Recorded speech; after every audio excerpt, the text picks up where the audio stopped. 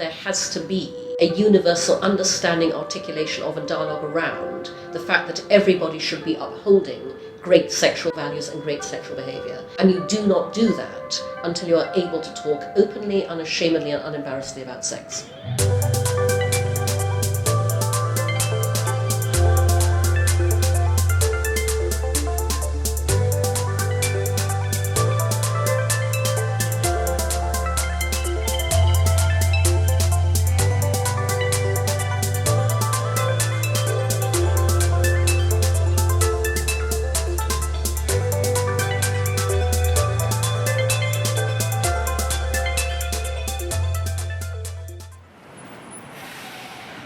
Wow, there's a nest up there.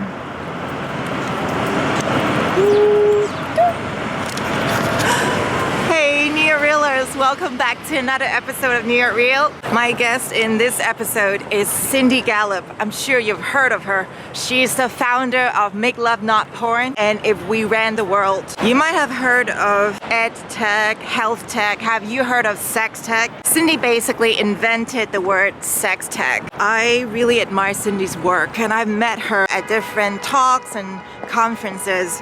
I tweeted at her so much that the first time I met her after her talk, she looked up and she's like, Olive, like she knew my name. When I visited Cindy's apartment, her famous black apartment where everything's black and the decor is so sexy and mysterious, I took a picture with my boyfriend. We shared a kiss at Cindy's black apartment, and that was fun and memorable. We had our New Year Real interview at her new apartment, the Sky apartment.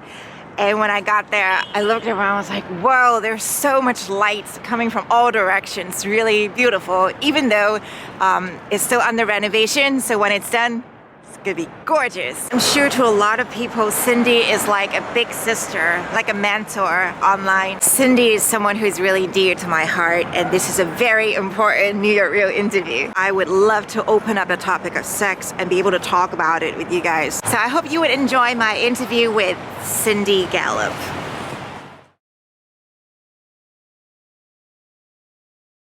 This is New York Real. I'm Olive. Today my guest is Cindy Gallop. Cindy, you are an advertising consultant. You are a public speaker, especially in the topics of diversity, branding, advertising, and you're the founder of Make Love Not Porn, as well as If We Ran the World. I'm so excited to be speaking with you. New York Real happens because of you. I will tell the backstory. Welcome to New York Real. Thank you very much. I'm thrilled to be here, Olive. I looked through our tweets. It was about 3 years ago when I started talking to you. In the beginning, I just tweeted, Cindy is like the online mentor of everybody. And you tweeted back, big sister's watching. Watching you. And then the first time we met was at the Museum of Sex. I remember, yes. At an event called The Future of Relationships. And it opened my mind. It was amazing. It was hosted by Sparks and Honey. Yes, that's right, yes. Yes. Yeah.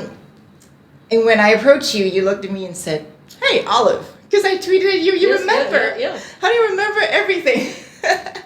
So at the end, I said, Cindy, I love your work. I want to be a disciple. I said, I'm going to do something, I'm going to create something, but I don't know what it is just yet. Well, it is New York Real. Fantastic. I'm delighted. Welcome on the show. Thank you. And I want to ask you, what's on your mind this morning when you woke up? Oh, I guess what is always on my mind currently, I'm afraid, which is raising funding for Make Love Not Porn. That is the thing that I'm single-mindedly focused on, and it's the thing that all of my business efforts are geared towards. And so I'm afraid it is the thing I'm always thinking about and always will until we've actually raised the funding we need to be able to survive, grow and scale. And you're raising funding through I Fund Women.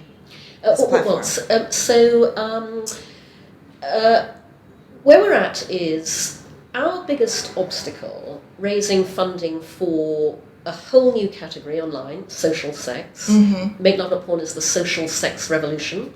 Pro-sex, pro-porn, pro-knowing the difference. our biggest obstacle raising funding is the social dynamic that I call fear of what other people will think. Because it is never about what the person I'm talking to thinks. When you understand what we're doing, why we're doing it, nobody can argue with it, the business case is clear. It is always their fear of what they think other people will think, which operates around sex more than any other area. And by the way, fear of what other people will think is the most paralyzing dynamic in business and in life. You will never own the future if you care what other people think. So fear of what other people think has historically ruled out venture capitalists, VCs, institutional investors. There are too many stakeholders. It's also historically ruled out crowdfunding, infuriatingly, because crowdfunding platforms either operate that fatal clause that we come across everywhere, no adult content, or else they draw an artificial distinction between sex toys fine, people having sex on video not fine. So I'm doing several different things to raise funding for Make Love Not Porn. First of all, I am still working, as I have been for the past 2 years, to raise $2 million. And by the way, that is minimum viable investment. Every cent of that is accounted for in our business plan. I would love to raise more, but it's so challenging. That's what I'm trying to raise to enable us to scale to be a $1 billion venture. Secondly, alongside that, last month we launched our first ever crowdfunding campaign because we finally found a platform that actually welcomed us and would allow us to be on it. It's a new platform. It's a new platform founded by the amazing Karen Khan. It's called iFundWomen. You can find it at ifundwomen.com. And it's fantastic because it's a platform dedicated entirely to projects started by women. And by the way, that's not just businesses. You can also use it for non-profits, for one-off projects, anything coming from a female founder. This is Karen's mission to basically rebalance the economy by enabling the female economy and enabling female founders to make money. So we have a Make Love Not Porn campaign running there. I don't know how that'll go because fear of what other people will think also extends to people's desire to share a crowdfunding campaign with their networks when it's all about sex. And then the third thing I'm doing is my team and I fight a huge battle every day to build Make Love Not Porn, to keep it alive.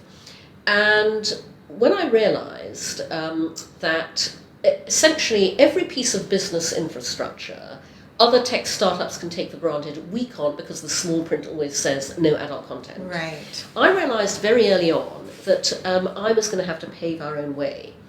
I have to break down the business barriers in my own path if I want to scale Make Love Not Porn to be the $1 billion venture I know it can be. And so I'm doing what I tell other entrepreneurs to do, which is when you have a truly world-changing startup, you have to change the world to fit it, not the other way around. So I like to say that I'm in the Steve Jobs business of reality distortion. If reality tells me that I can't grow Make Love Not Porn the way I want to, I'm going to change reality. So what I mean by that is, several years ago, I deliberately began defining, pioneering and championing my own category, sex tech. So I literally wrote the post on sex tech. If you Google what is sex tech, I am result number 1 on page 1. And by the way, sex tech is any technology and any tech venture designed to innovate, disrupt and enhance in the area of human sexuality and human sexual experience. So for the past couple of years, I have been speaking at tech conferences about the fact that the next big thing in tech is disrupting sex. I've been talking about that in interviews. I realized that if I want to make my startup successful, I have to make the entire category successful. Nevertheless, I've been trying, as I said, to raise $2 million to fund Make Love Not Porn for the past 2 years and spectacularly failing. And so earlier this year, I realized that I'm going to have to take it to the next level. I not only have to define, pioneer and champion my own category, I'm going to have to fund it. So I'm now doing 2 things simultaneously. Okay. I'm still working to raise $2 million to Make Love Not Porn. And I'm also working to raise $10 million to fund the world's first and only sex tech fund. Because nobody else is doing this. Oh, and so I want to start the world's first sex tech fund and eventually the world's first sex tech holding company, incubator and accelerator. Because of the profile that I have in sex tech, Other sex tech founders write to me every week from all around the world. I have access to extraordinary sex tech deal flow, and I see the enormous potential inherent in this category. And so if nobody else will fund me, I'm going to have to find a way to fund myself. So I have registered my sex tech company. I've given it a name which derives deliberately from a quote by Chairman Mao. So Mao said many years ago, in the interests of gender equality, women hold up half the sky. I think that's relatively unambitious, and so my sex tech fund is called All the Sky Holdings. And so you can find a very plonky landing page at www.alltheskyholdings.com, and the derivation of the name is deliberate because All the Sky Holdings will have a not exclusive but specific focus on investing in sex tech ventures founded by women. Because the most innovative, disruptive things in sex tech are coming from female founders. As I always say, women challenge the status quo because we are never it. We are finally owning our sexuality and finding innovative ways to leverage it in business. And so I want to be able to invest in the brilliant female founders I see all around me creating really innovative sex tech ventures. And I want to be able to tap into that huge market that is women's needs, wants and desires, historically deemed too embarrassing, shameful or taboo to be addressed by business. And by the way, when you tap into that enormous primary market, you also tap into a huge secondary market of extremely happy men. Wow. I'm the host of this show, but I almost don't want to say anything because listening to your talk, it makes so much sense, and I love the melody of your voice and the rhythm. So we're going to go back a little bit for my viewers, neo-reelers, because even though I talk to you, I talk to Sarah, your team, I don't talk about sex enough on my show. What is sex tech and what does MakeLoveNotPorn.tv do? Sure. So for your viewers, Make Love Not Porn is an accident. I never consciously, intentionally set out to do anything that I now find myself doing. We are quite literally the startup the world asked for. So it began through direct personal experience. I date younger men who tend to be men in their 20s.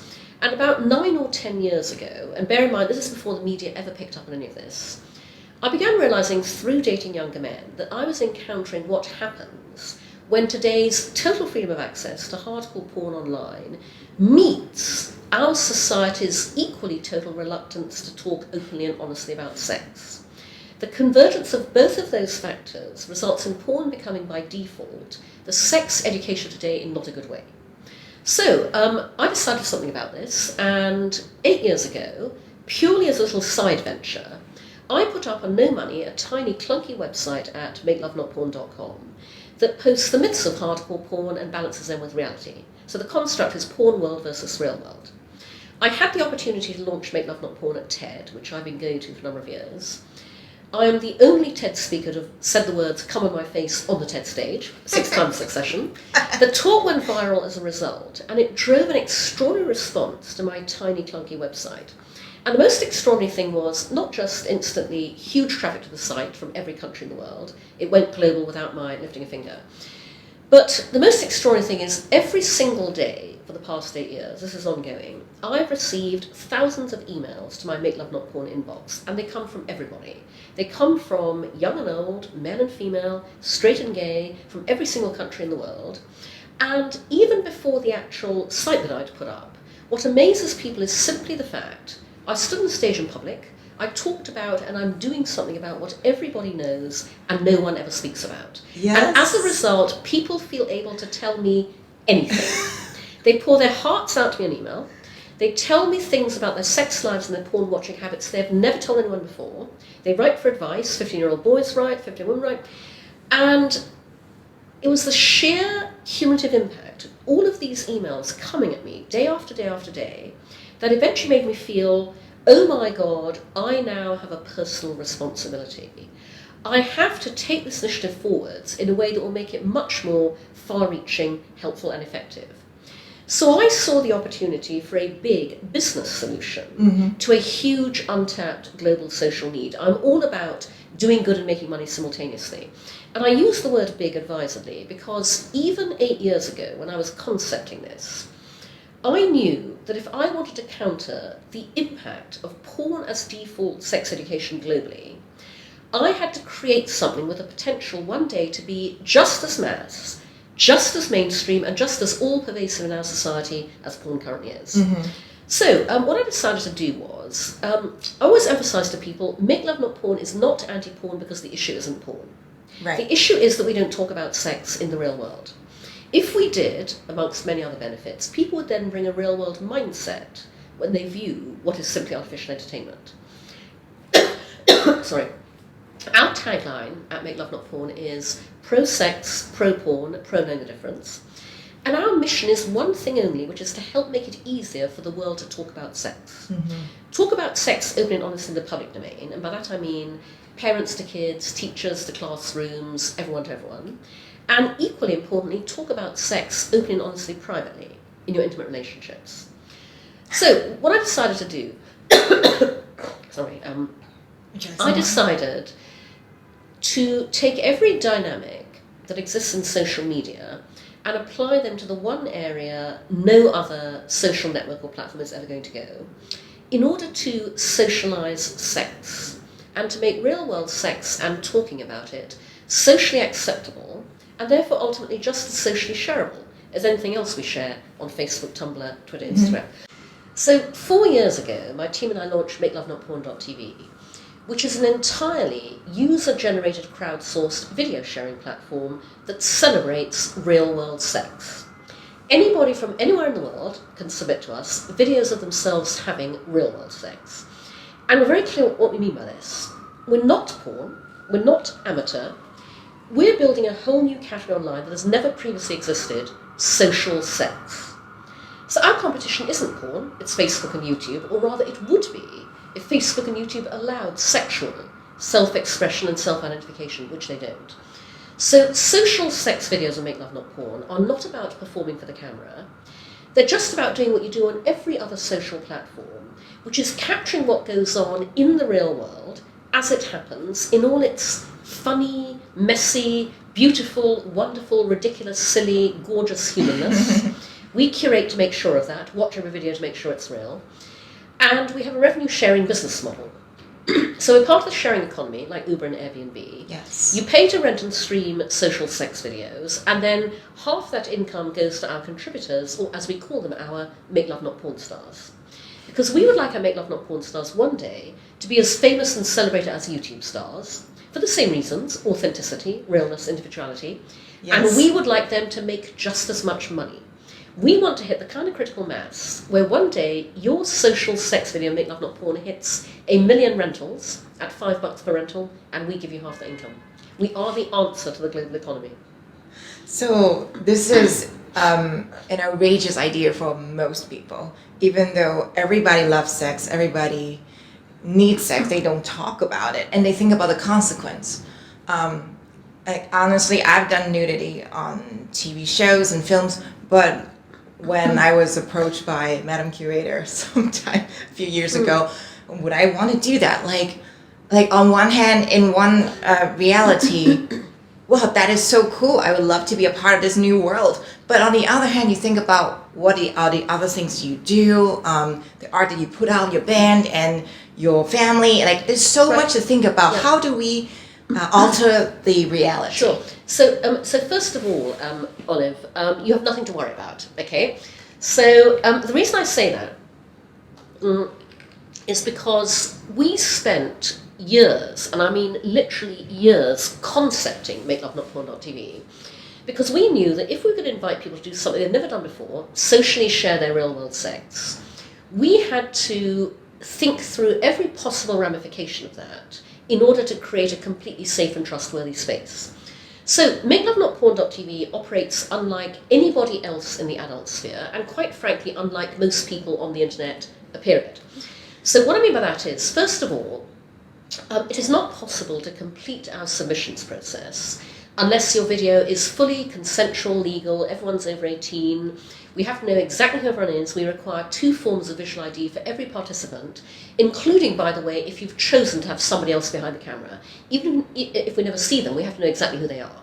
So it is simply not possible to even submit, let alone ever have published, any video that is not fully consensual, legal, and everyone's over 18.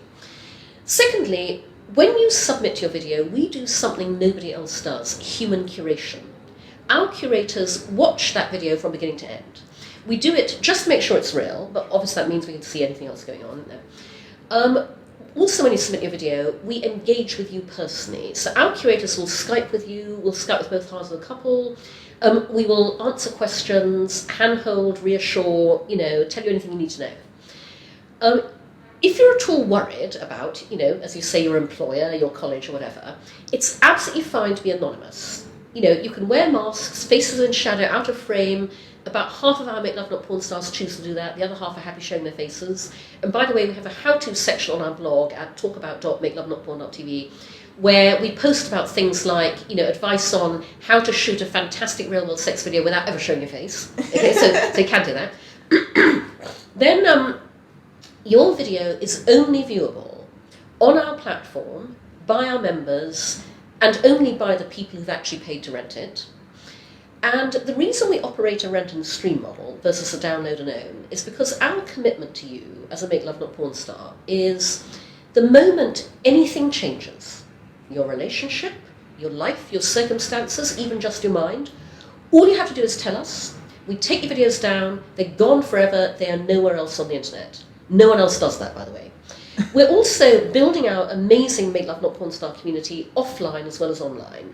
So our ability to do this is constrained by the fact that, we're still trying to raise funding, we have no money. But we try and hold regular drinks gatherings where we invite our Make Love Not Porn stars to come and meet us and each other.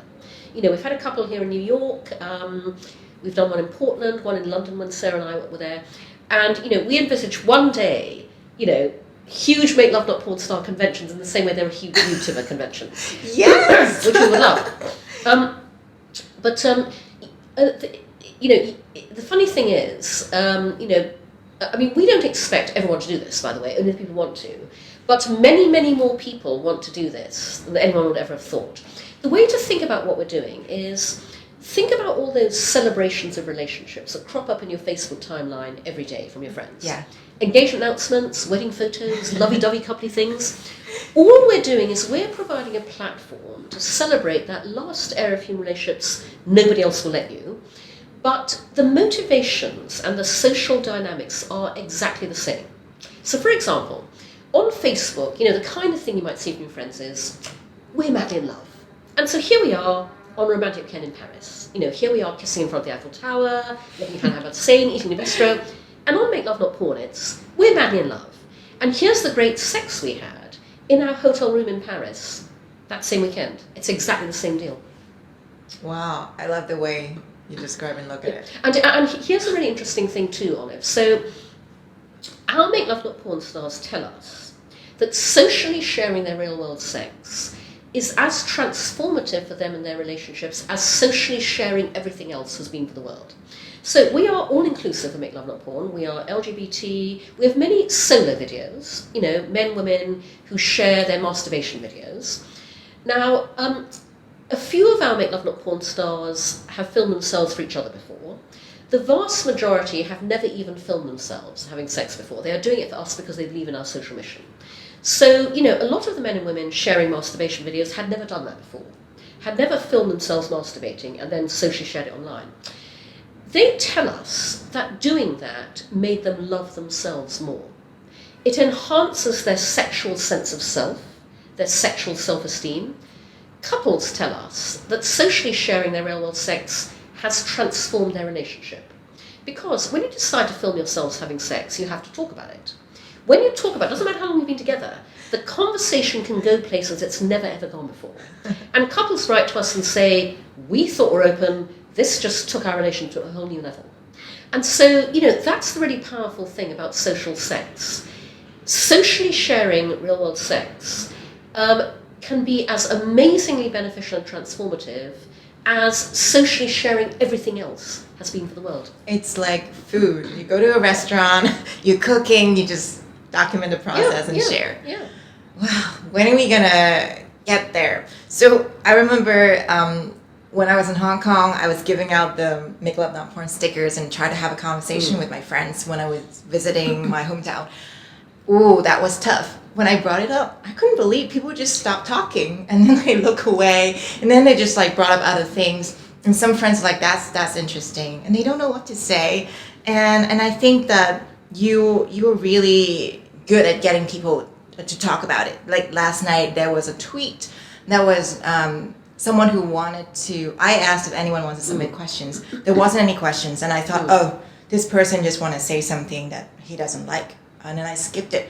And I looked at Twitter, and you actually answered, and that person now like followed New York Rate TV, and I thought maybe in daily life we shouldn't let those moments just go by. We should have a conversation and talk about it. No, you're absolutely right, Olive. So what is wonderful is that many people write to us saying, "I love what you're doing. How can I help?" And what is very frustrating is that because we have no funding and no money, we're not even set up to be able to leverage offers of help. I mean, it's we have only 2 full-time employees. One of whom is me, unpaid. The other one is Sarah.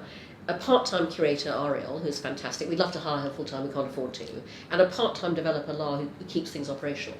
So we can't even leverage all of this desire to help. So the one thing I say to people is, if you want to help our mission of, being the social sex revolution, there is one thing you can do every day to help us, and it's very simple. It's just talk about sex.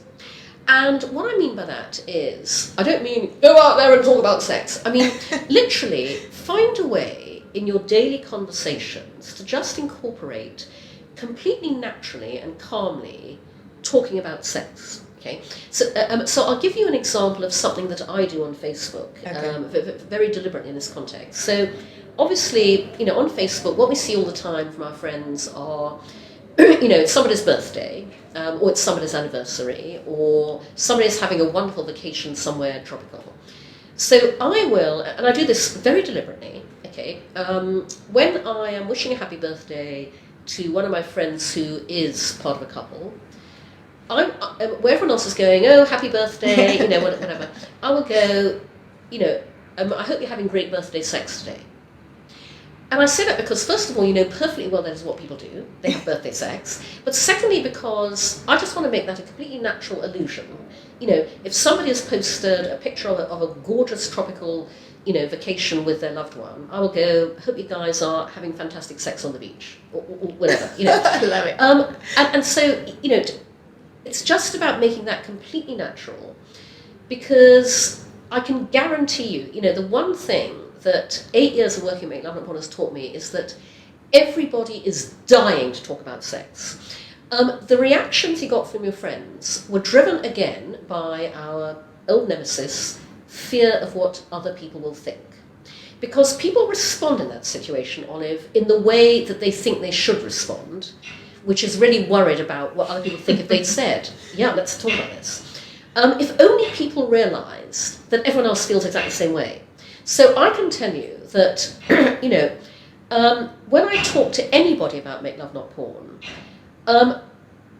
people just start talking about, this can be in a business context, and people will start pouring out their hearts about their own sex lives, their own sexuality. They will share their own experiences, and this happens all the time. People are dying to talk about sex.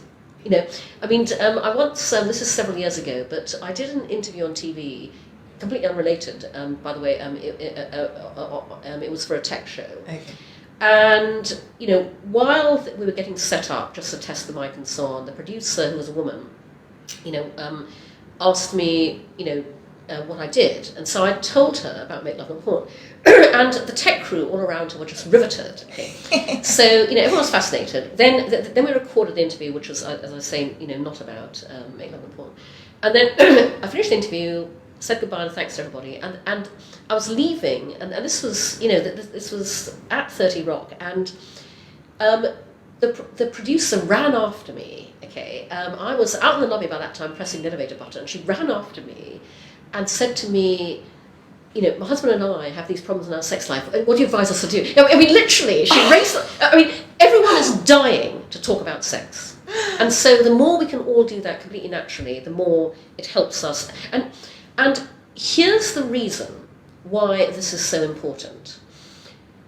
When we all acknowledge that we are all sexual beings, when we own our sexuality, when we are completely open, natural, honest and healthy about sex, what that means is parents can begin bringing children up to have great sexual values. So I live my own philosophies. I believe that everything in life and business flows out of you and your values. I designed Make Love Not Porn as a platform and community around sexual values. I regularly ask people this question: what are your sexual values? And nobody can ever answer me because we're not taught to think like that. Many of us, if we're fortunate, are born into families and environments where our parents bring us up to have good manners, a work ethic, a sense of responsibility, accountability. No one ever brings us up to behave well in bed. But they should, because there, kindness, generosity, empathy, sensitivity, honesty are as important as they are in every other area of our lives and our work, where we are actively taught to exercise those values. So, when you open up to being able to talk honestly about sex, parents bring children up to have great sexual values in the same way that they bring children up to have great life values. We inculcate in society as a whole an understanding of what a gold standard good sexual values are, of what good sexual behaviour is. We cease to bring up Brock Turners, the Stanford rapist. When we normalise sex, take the shame and embarrassment out of it, we end rape culture. We also end sexual harassment, sexual abuse, sexual violence, all areas where the perpetrators expect their victims to be so ashamed and embarrassed that they will never speak up to anybody, never report them to the authorities, never create an outcry, never push back. 100% agree. Yeah, Cindy, now I see the connection. Because I do remember when I was young on the street, there was a guy standing next to me. He touched my butt. I looked at him.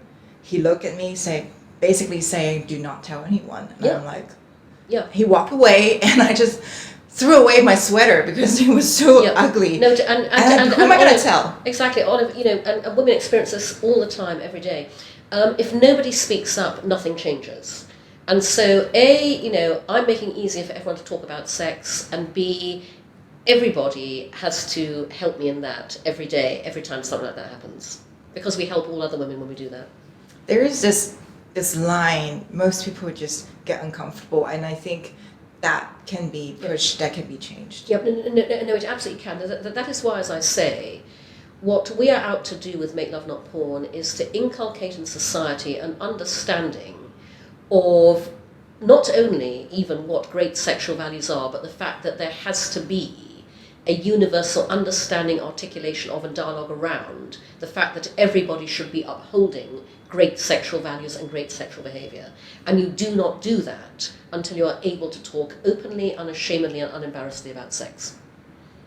Okay, we got to start that. I'm thinking about starting a segment to talk about sex. So that could be New York Real Sex. I have a question for you about your timeline of how you look at love and sex growing up. How were you as a little girl?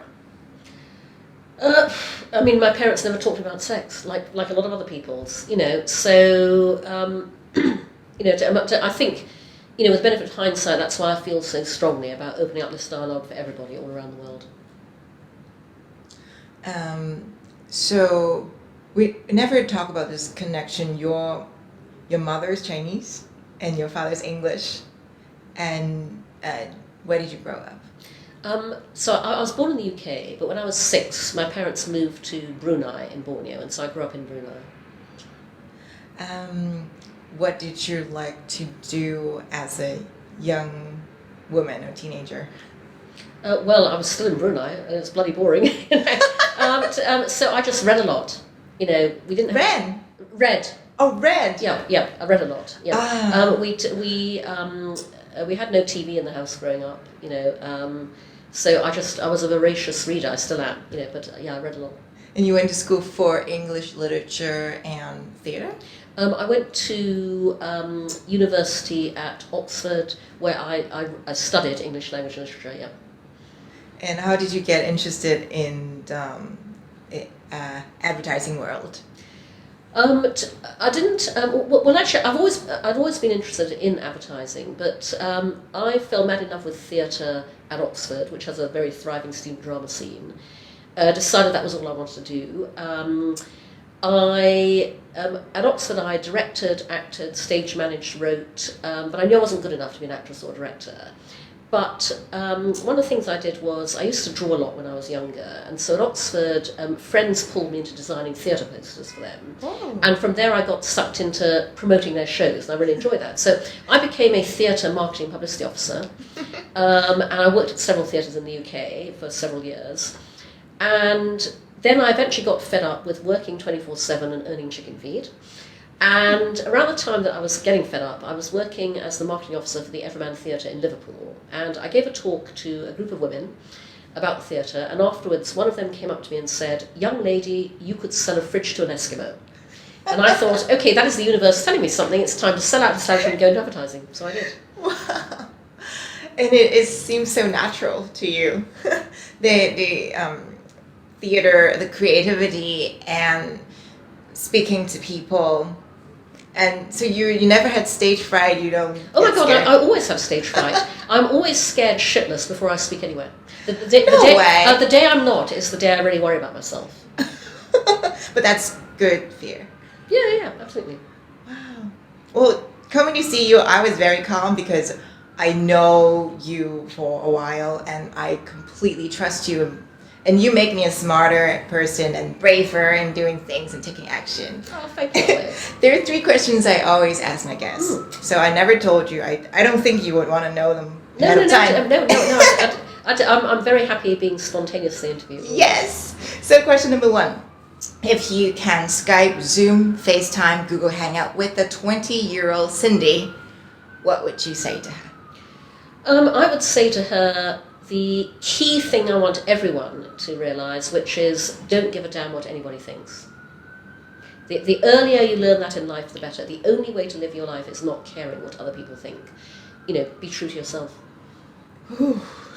Yes, that's something we would all want to know earlier. And thank you for that. So question number 2 has 4 parts.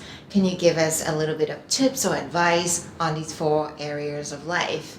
Health, wealth, love, and happiness. Health, I'm not sure what tip I can give. I'm a boringly healthy person. I'm very lucky, actually. I haven't been to see a doctor in 10 years for anything. So health-wise, I mean, you know, I'm really not sure what to say on that front. I don't feel I have any very useful advice I can give anybody on that. Do you think you're healthy? Yeah. No, I am. I guess what I would say on that front is, just be enormously grateful if you are healthy. Be enormously grateful for your body, because we give our bodies a really hard time. We don't like the way they look. We criticise them. And I was just thinking the other day, you know, yes, I'd love to lose a few pounds, but I'm enormously grateful to my body for having done a great job of sustaining me for 56 years. So, you know, I guess that's what I'd say on the health front. On the wealth front, I would say to your audience, particularly women, it is enormously important to set out to make an absolute goddamn fucking shit ton of money. And the reason that's important is, first of all, it's really critical that you absolutely do that in your daily working life. You know, at your next performance review, your pay review, absolutely ask for the most money you possibly can, and I always articulate this as ask for the highest sum you can actually say out loud without actually bursting out laughing. But the reason that's important is because when the leadership at your company look down that Excel spreadsheet of everybody's salaries and they see inevitably that women are paid less than men, that translates in their minds to the fact that that's because women are less good than men. You owe it not only to yourself but to all women to earn as much money as you can in your job, but also you want to make as much money as possible so you can then help other women, invest in other women, buy stuff from other women, donate to other women, do charity with other women. We need to be our own financial ecosystem. And also, as women, we don't get taken seriously until we get taken seriously financially. So we all need to make as much money as possible. Yes. Love, here's what I would say to that. I am someone who has never ever wanted to be married. I've never wanted children. I am not particularly interested at all in being in a relationship. I'm very happy dating younger men. I date them casually, recreationally. I'm very public about all of this because we don't have enough role models in our society, for both women and for men, that demonstrate you can live your life very differently from the way that society expects you to and still be extremely happy. So, I will just say on the love front, I love my family, I love my friends. I'm fortunate to be loved by them as well. I have no particular desire for romantic love whatsoever. I'm extremely happy to die alone. And I think more people should stop and think about whether they really want what the whole of popular culture sells us on the love front. Because I think there are many more people than have ever admitted to themselves who, like me, would be extremely happy on their own, not being in a relationship, not looking for affirmation from a relationship, not looking for validation from a relationship, not looking to somebody else to shore up the things that you are totally capable of shoring up within yourself. So that's my, not very common view on love. And what was the fourth area? And that's almost like self-love, what you were saying. I guess. And happiness. That's very easy. The secret of happiness is not giving a damn what other people think. It really is. The real secret of happiness is taking a long, hard look at yourself, identifying what you believe in, what you value, what you're all about, and then only ever living your life and doing your work according to those values. Because then you're always being true to yourself, and that is the secret of happiness. I love it. Thank you. That's like going back to the first question. It's the same thing. Yeah. Okay, my last question for you is, since you live in New York City, I'm sure there are a lot of those moments. What is your favorite memory of New York City? Oh, well, I'm still living in New York, so I don't really think about it as my experiences here as memories. I don't really have a favourite memory. I will just say that, I travel a lot, and I travel a lot because I support myself through paid public speaking, and I am paid to speak in a lot of different countries. But every time I am in that taxi coming back from JFK, that moment when you see the skyline of Manhattan, it's just always wonderful. That's one of my favourite New York moments. I know what you mean. Grateful to be home. Absolutely. And thank you so much for having New York Real at your new apartment, the Sky apartment. I hasten to say, everybody, this apartment is totally pre-renovation. It won't look like this, ultimately. It will look even nicer. Way nicer. But look at the sunlight. Yep. Thank you so much, Cindy. It's a pleasure, Olive. Lovely being on your TV show. Thank you. Great. You're looking